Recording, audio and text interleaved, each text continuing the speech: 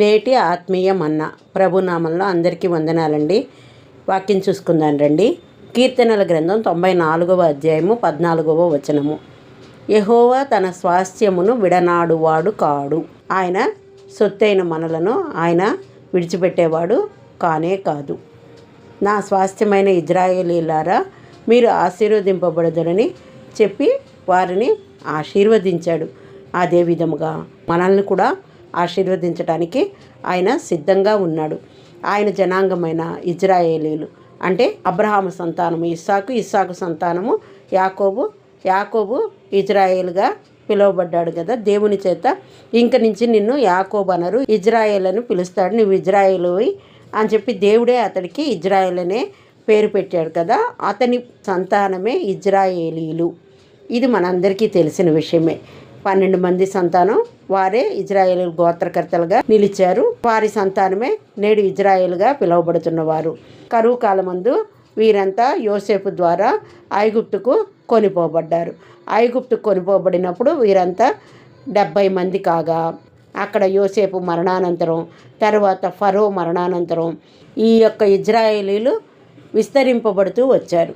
430 సంవత్సరముల తరువాత వీరు సుమారు 6 లక్షల మందిగా విస్తరించబడ్డారు, అభివృద్ధి చెందారు. ఐగుప్తీయులు వారు దృఢంగా బలిష్టంగా ఉండటాన్ని బట్టి వారంటే వీరు భయముతోటి వారిని బానిసలుగా చేసి వారితోటి వెట్టి పనులు చేయించుకుంటూ వచ్చారు. ఆ విధముగా చేస్తూ వారు బానిసలుగా అక్కడ నిలిచినప్పుడు వారు ఎంతగానో వేదనతో జీవించసాగారు. అప్పుడు ప్రభు వారిని జ్ఞాపకం చేసుకున్నారు. వారిని ఆ యొక్క ఐగుప్తు బానిసత్వం నుండి విడిపించడం కొరకు మోషేను నాయకునిగా ఏర్పరచుకుని వారిని ఆ యొక్క ఐగుప్తు చెర నుండి విడిపించి బయటకు తీసుకువచ్చి తాను వాగ్దానం చేసిన ప్రకారంగా వాగ్దత్త దేశమైన కనానుకు వారిని క్షేమంగా చేర్చారు. ఆయన స్వాస్థ్యమైన ఇజ్రాయేలీలను ఆయన ఆ విధముగా బానిసత్వం నుండి విడిపించడమే కాకుండా బహుగా ఆశీర్వదించారు. అదే విధముగా మనల్ని కూడా ఆశీర్వదించగలవారు. మనము చేసిన పాపదోషములను బట్టి ఆయన యందు క్షమాపణ కలిగిన వారముగా తిరిగి మరల పాపంలోనికి కొనిపోబడక ఆయన యందు నిలిచి కొనసాగే వారముగా ఉన్నట్లయితే ఆయన మనలను కూడా ఆ యొక్క పాపదోషముల నుండి విడిపించి వాటిని పరిహరించి తన స్వాస్థ్యముగా మనలను చేసుకొనగలిగిన వాడు ఆ దేవాది దేవుడు. ఒక పట్టణంలో ప్రభువును బహుగా ప్రేమించే నమ్మకమైన సేవకుడు ఒకరున్నారు. అతడు తనకివ్వబడిన పరిచర్యను బహు ప్రయాసతో కొనసాగించుచూ ఉన్నాడు. కానీ అతడు బైబిల్ కాలేజీలో చదువుతున్న రోజుల్లో ఒక భయంకరమైన పాపము చేశాడు. ఆ పాపమును గురించి జ్ఞాపకం వచ్చినప్పుడల్లా బహుగా బాధపడుతూ ఉండేవాడు. మన పాపముల నిమిత్తం పశ్చాత్తాపడి వాటిని ఒప్పుకొని విడిచిపెట్టినట్లయితే దేవుడు క్షమిస్తాడు అని ఆ సేవకుడు ఎరిగి ఉండి ఆ పాపమును దేవుడు క్షమించలేడేమో అనే భయం కలిగి ఉండేవాడు.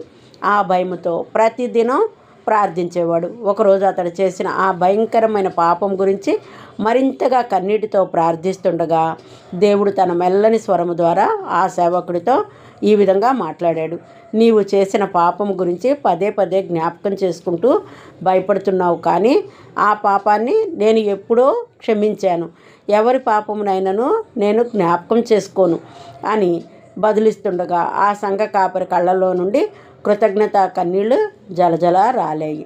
నువ్వు నీ యవ్వనములో కానీ, కాలేజీ దినముల్లో కానీ, వివాహం కాకమునుపు కానీ, లేదా వివాహం అయినప్పటికీ నీ భార్యకు తెలియకుండా, నీ భర్తకు తెలియకుండా, లేదా నీ తల్లిదండ్రులకు తెలియకుండా పాపం చేశావా?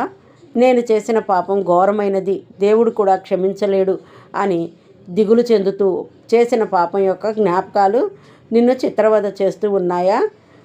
ప్రభు సెలవిస్తున్నాడు కదా, అతిక్రమములను దాచిపెట్టువాడు వర్ధిల్లడు, వాటిని ఒప్పుకొని విడిచిపెట్టువాడు కనికరం పొందుకుంటాడు. కనుక నీ పాపం ఒప్పుకొని దానిని నీలోనే దాచిపెట్టుకొనకుండా విడిచిపెట్టిన ఎడల మన ప్రభు నమ్మదగినవాడు, నీతిమంతుడు గనక మన పాపాలను క్షమించి సమస్త దుర్నీతి నుండి మనలను పవిత్రులుగా చేస్తాడు. మన పాపములన్నిటినీ సముద్రపు అగాధంలో పడవేయడమే కాకుండా మన పక్షంగా మన శత్రువులతో వ్యాజ్యమాడి మనకు క్షేమమును ఆశీర్వాదమును కలుగజేస్తాడు. కాబట్టి మనము ఆయనకు వ్యతిరేకంగా చేసిన పాపదోషములన్నిటినీ కూడా విడిచిపెట్టి ఆయనకు అనుకూలముగా ఏ విధముగా మనం ఉండాలని మన పక్షంగా ఆయన ఆలోచన కలిగి ఉన్నాడో ఆ విధమైన జీవన విధానము కలిగి మాదిరికరమైన జీవితాన్ని జీవించడి వారముగా ఉన్నట్లయితే ఆయన మనలను కూడా తన సొత్తుగా అంగీకరించి మనల్ని ఆశీర్వదించగలవాడు.